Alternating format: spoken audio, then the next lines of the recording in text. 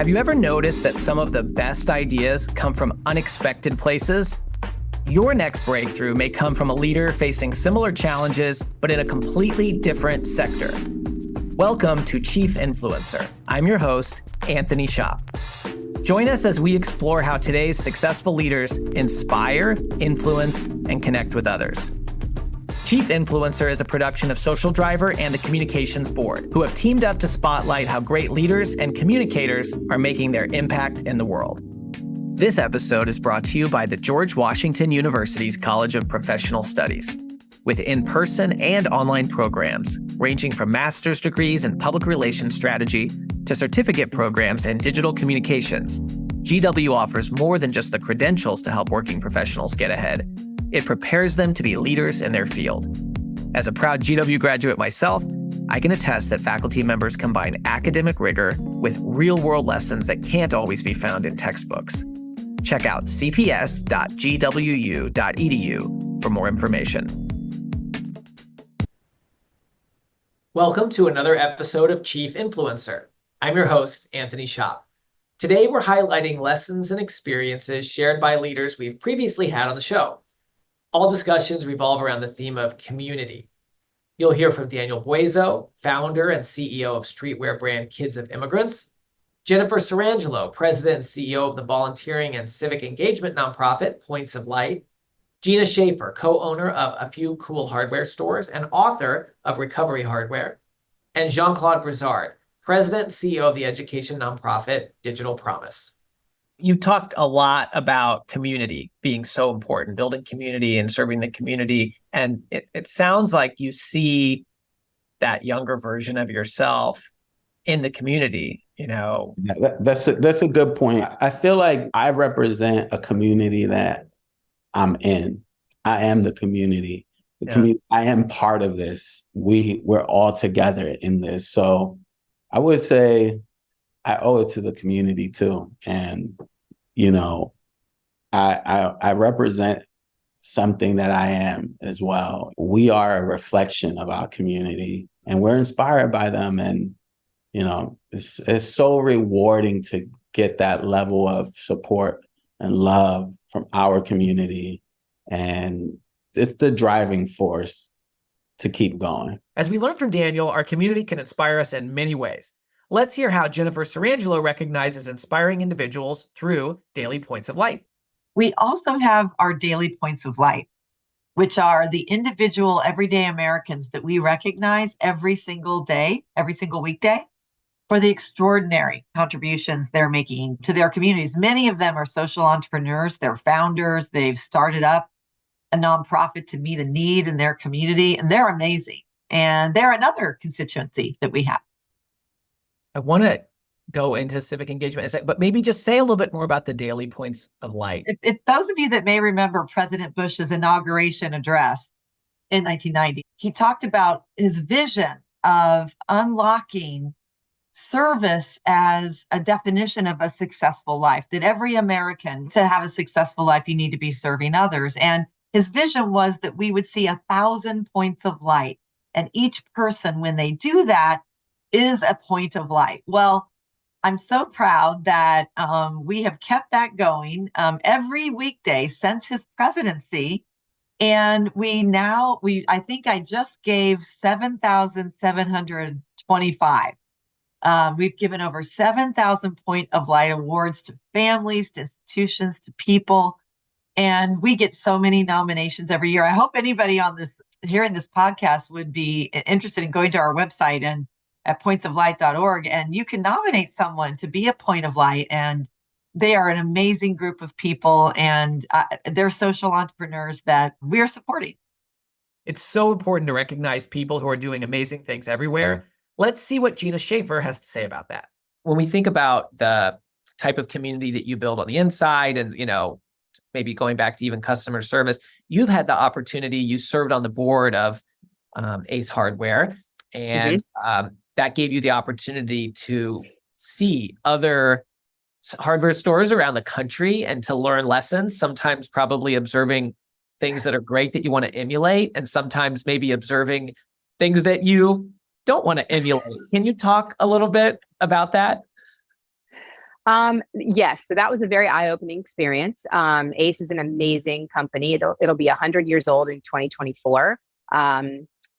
And the principles, there are several principles that guide cooperatives. One is cooperating with other co-ops. And for me, in this case, joining the board allowed me to meet and cooperate with other members around the country. It's a very supportive community. And so that was really good. But that also means that a business owner in Washington, D.C. is cooperating with a business owner in Montana and Florida and California. And we are very different. I mean, at our heart, we're all Americans, but there are a lot of differences across the country. And so me getting out of the DC bubble and being able to interact on a national scale was very, very educational. I don't think the story made it into the book, but I love to think about, I would always fly in and out of O'Hare Airport, and I like to sit in the window seat. And it was like a movie set. Every single time I would leave these meetings, I would sit in the window seat, I would raise the shade, and I would look out on the tarmac, and there would be an airplane on fire. And it was because they always practiced, the firefighters always practiced at O'Hare putting out fires.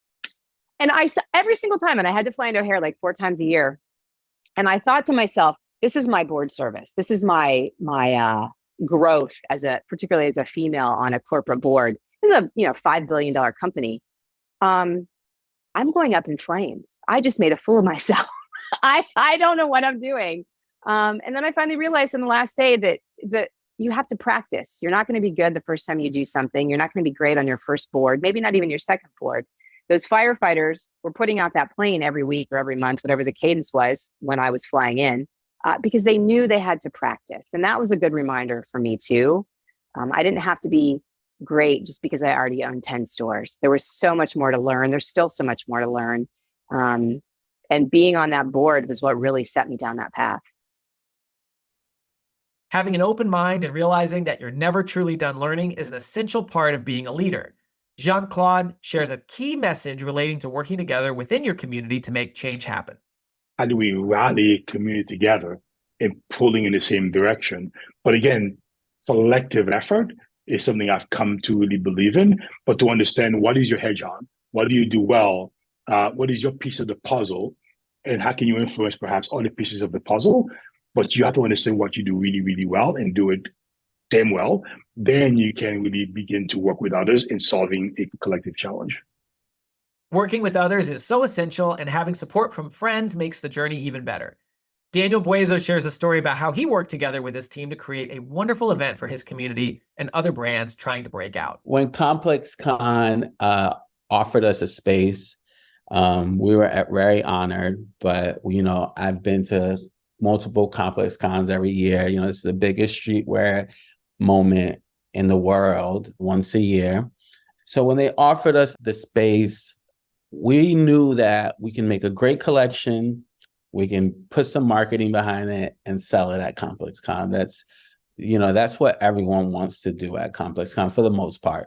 But I knew for me, it was just like, this is a moment where we are on stage with our peers or with, brands that are in the same industry as us.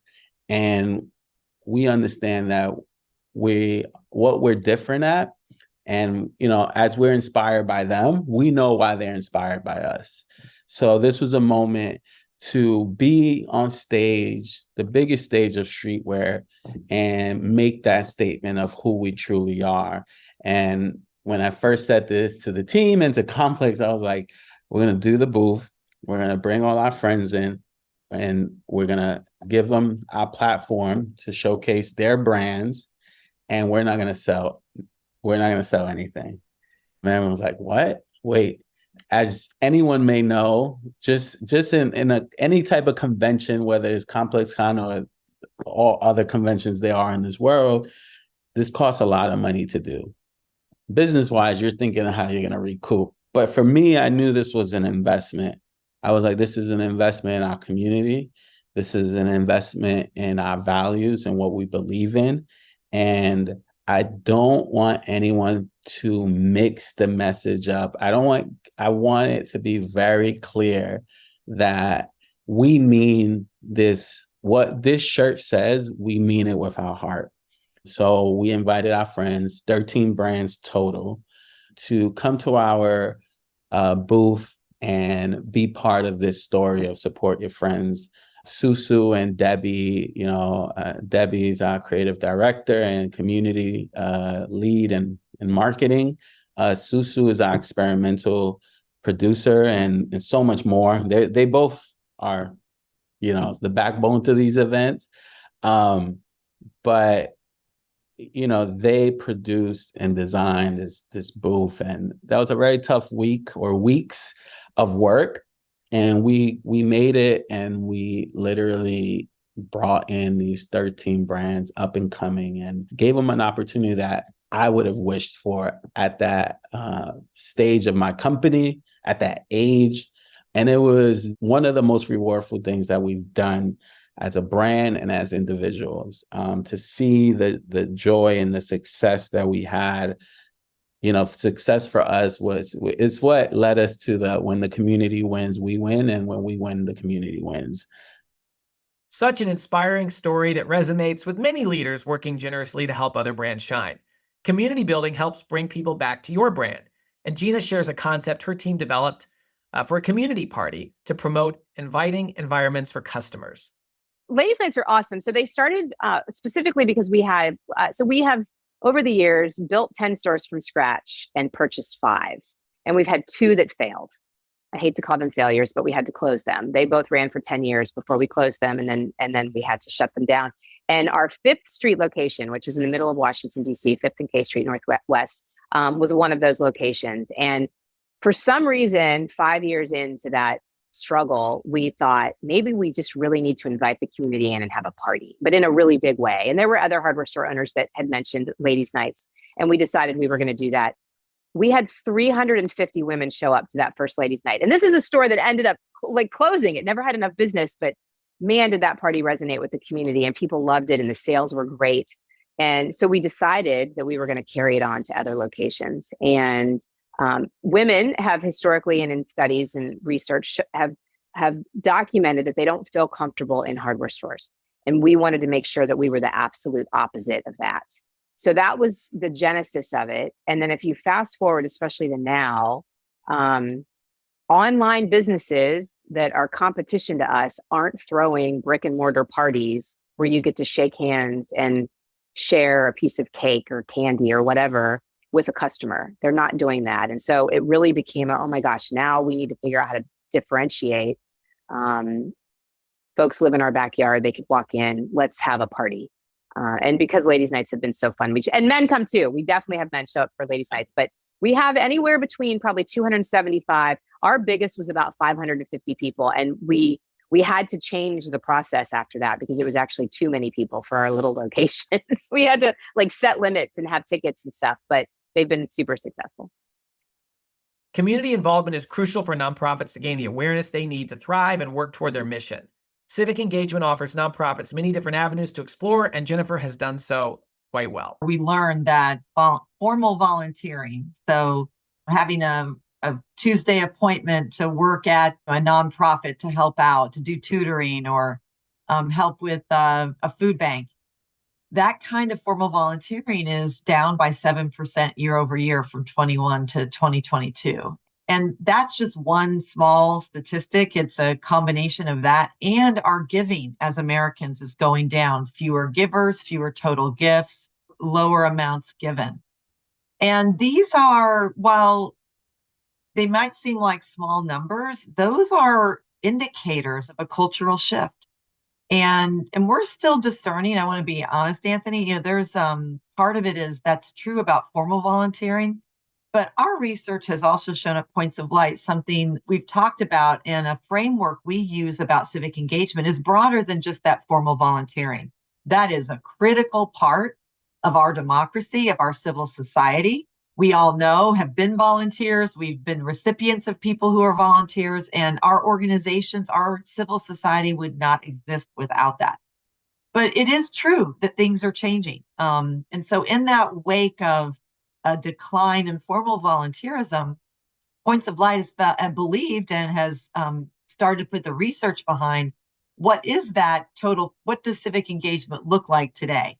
And we have a framework called the Civic Circle, and you can see that on our website at pointsoflight.org. And it really is a more modern look at how people engage civically, and it values all the parts of that. And while that doesn't sound like traditional volunteering or civic engagement, it is. It's getting out of your comfort zone and learning and listening to others. As an example, the proliferation of ways to donate at their register, the proliferation of nonprofit careers. When I started out, back when I did, there wasn't degrees in nonprofit. We didn't even have this industry. So it's exciting that you can choose to make your career in giving and helping others over time. So there's many, our framework has many aspects. You can see them there. It's also, voting and advocacy, being a part of a petition, making your voice heard, participating in a rally. So those are, the package is big. The Civic Circle kind of creates a framework for it. And it means really everyone can engage. You don't even have to get out of your house to do it.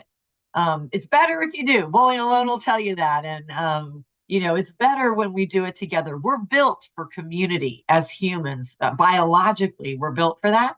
And that's one of the reasons that we believe turning this tide of formal volunteerism declining has got to change. We're sounding the alarm here at Points of Light because there's a reason we have an epidemic of loneliness, and this is one contributor to that. And helping others, engaging with others to help those in your community is one of the ways we can turn that tide. So I hope that helps you kind of understand where we stand on the future.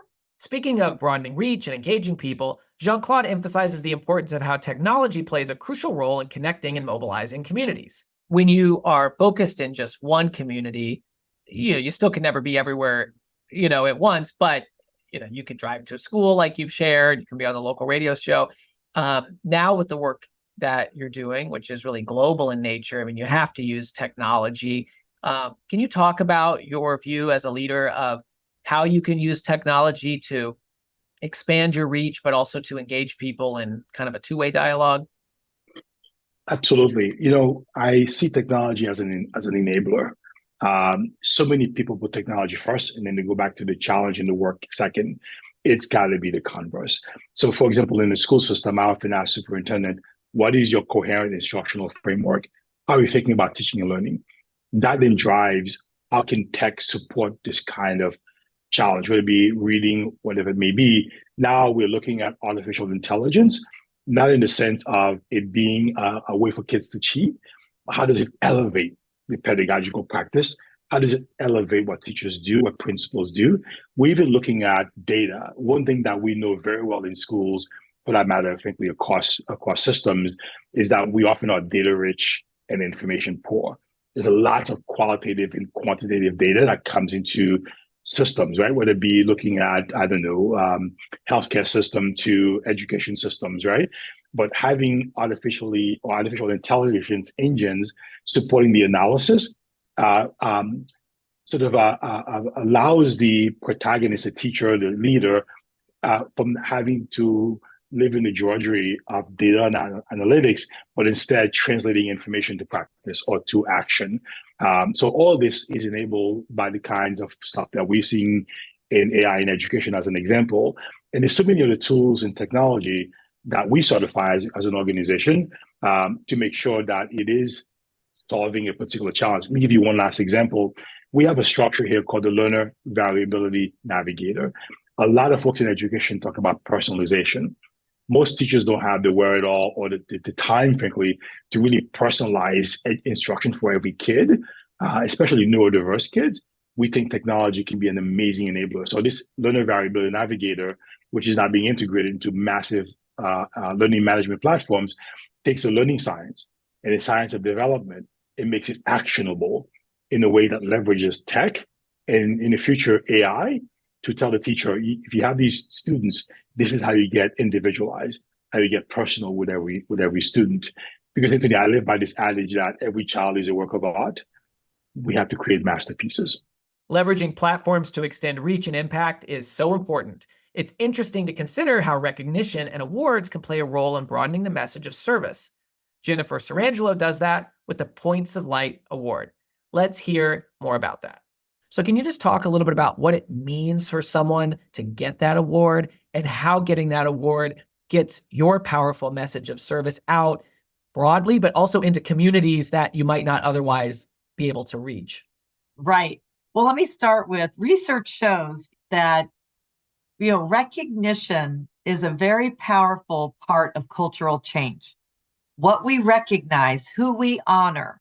Think about all the award shows we have, all those things, they are for a reason. And this Daily Point of Light was really visionary when the president realized he wanted to change, he wanted to make culture change. He wanted to add service to that definition of success in America. And we've always had it, but he wanted to highlight it. It was very important to him and his family. And so that recognition is critical, and all the research shows that's a big, big part of it.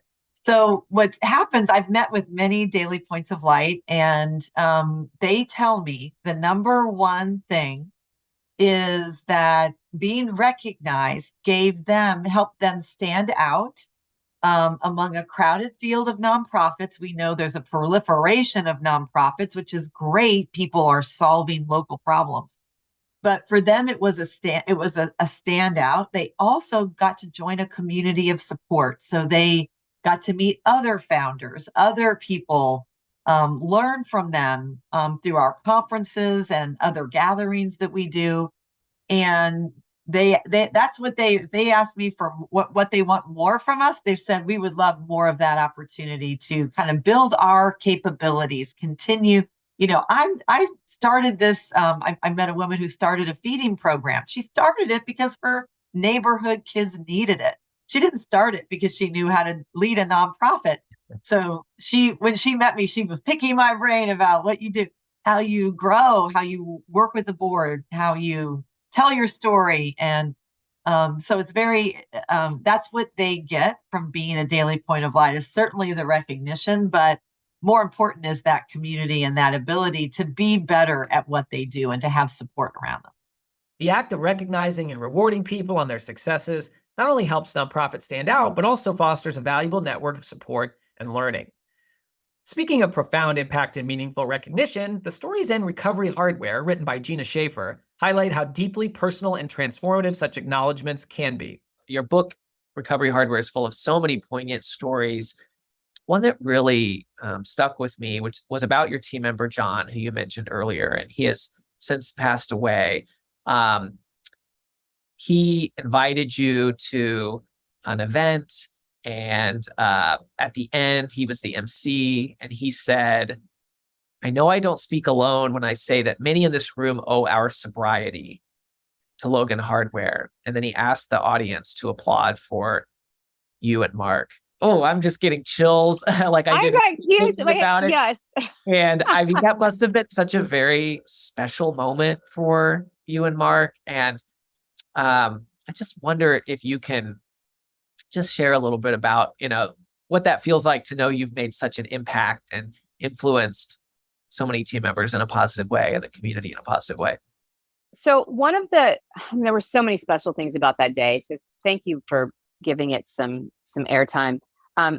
Shane was the MC of that event, one of the MCs. John was the other. And so it was a very full circle moment, going from when Shane started very fragile and new in his recovery, through all of the things that he's doing now, including business ownership, and then emceeing this big event, which was a drag show to raise money for the recovery programs in Washington. And so we had teammates who were participating as performers. We had active current teammates who were in the audience. We had probably 20 teammates who had gone on to other things who were also in the audience. And so it was very special. You mentioned it, the rippling effect. I had never in my life thought about the rippling effect, honestly, until that moment when John said that. And we looked around the room and realized how many people they had influenced us. I mean, this was all very mutual. How many people in that room had somehow over the last, I guess it was 18 years at that point, had really made an impact on our growth and my leadership development, certainly Mark's leadership development. It was awesome. And it was one of John's last big activities before he passed away, and to see him in the spotlight, which is where he loved to be, was something I'll never forget. Moments like these highlight the profound mutual impact and growth that can shape your journey. One can embrace their unique identity as part of their success. Daniel expands on that here. You and your co-founder said, Ralph Lauren, that's not the name he was born with. He had to sort of adopt a new identity to make it in America. And your brand is about how you don't have to create a new identity, right? Yeah. Ralph's whole story. And, I think it's a new era now, and it's a new world that we're living in. More specifically, the youth isn't budging, and they are very knowledgeable and very well informed of things that, for me growing up, we didn't know any better, or we just, we knew what we knew. And for us, it's amazing to have, to stick to who we are and not change that. And then in return, inspire so many others and build and cultivate a community that's like, we're with you. We're also going to stick by who we are as well, and do this together. Curating communities that feel supported is so valuable. Jean-Claude shares a story about how communication drives impact in his community. If you want to influence people, not only is it effective to go where they are, because you may not, they may not come to you, but it also says something about you as a leader, that I'm willing to come to your place rather than have you come to mine. So that, I think, is a really excellent takeaway. And then the willingness to take unfiltered questions. I'm sure you must talk to other leaders or communications folks that say, you're crazy just taking calls like that. What are you thinking? Something bad could happen. Well, what do you say to people who just raise the red flag of risk management around those types of things? Yeah, I don't know how else you are successful, both in terms of doing it with your own employees, your own staff, and and if you're a more public organization, doing it with the public. I watch politicians hold these town halls all of the time. I mean, they do it. And I'm sure there's a bit of anxiety, a pit in your stomach as you walk into a room, and you may face an angry crowd or whatever it may be. But the best way to change feelings is by talking about it and allowing people to talk. I'll tell you frankly, there was one organization in Chicago, in Brunsville, called COCO. They were quite aggressive in their push. But every month I went and we had a meeting with the community. And I have to tell you, every once in a while, they would push a nugget that was absolutely true. And one example was, one parent said to me, my kid was in this school and you guys closed it to move her to a better school. You closed that school and move her to another school. So my kid went to 3 elementary schools between kindergarten and 5th grade. I mean, that is disruptive to a young person's life.